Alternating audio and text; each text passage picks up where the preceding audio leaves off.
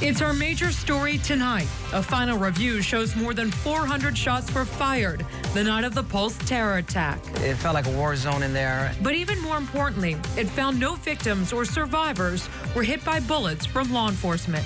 They're out here to do a job, and they're not out here to purposely shoot innocent victims.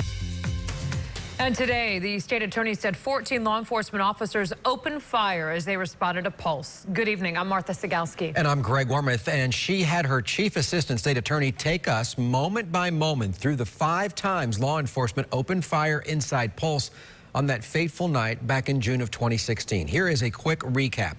The first and second were done by the officer who was working an off-duty detail at Pulse. He fired approximately 7 times towards the shooter but didn't hit anyone.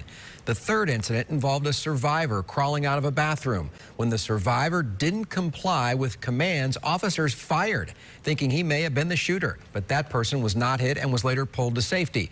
The fourth and fifth incidents were direct engagements with the shooter as he was shot and killed.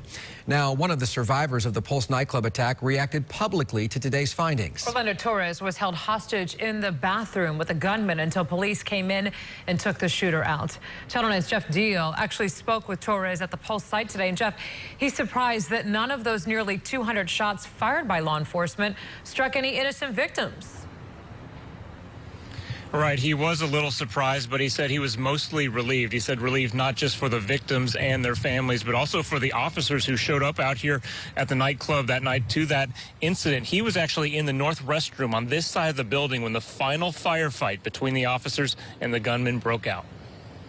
It was loud and it was scary as officers outside the Pulse nightclub worked their way inside. The ending of the night, it felt like a war zone, and everything was just going down. The gunman, Omar Mateen, was holed up in the women's restroom. Orlando Torres tried to hide and played dead in a stall. I heard, a lot of explosions or, loud sounds and the gunshots. Today we learned law enforcement fired more than 180 shots. 8 struck the shooter, but not one struck an innocent person. It's a relief, and I'm sure it's a relief for them just as well, I just hope there's no cover-up for any reason. Torres told us it's something many families of those 49 killed have been wondering for a long time. He calls those lost the 49 angels. Many were around him that night while he and a friend stayed pressed on top of a toilet listening to Mateen talk on the phone, hoping they wouldn't be noticed. At one point, the gunman poked him with a gun or possibly a finger, then moved on. It wasn't until several days after officers broke through the walls, took out Mateen, and rescued him that he saw photos of marks on a hallway wall.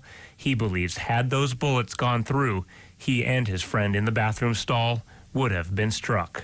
And thank God their bullets wasn't big caliber bullets that penetrated the concrete blocks. And he told us when he met with the officers, it was hard for him to express how thankful he is for their help because he just broke down crying during that incident. But he told us today that he is very grateful for their efforts that night. Reporting live in Orlando, Jeff Deal, Channel 9 Eyewitness News.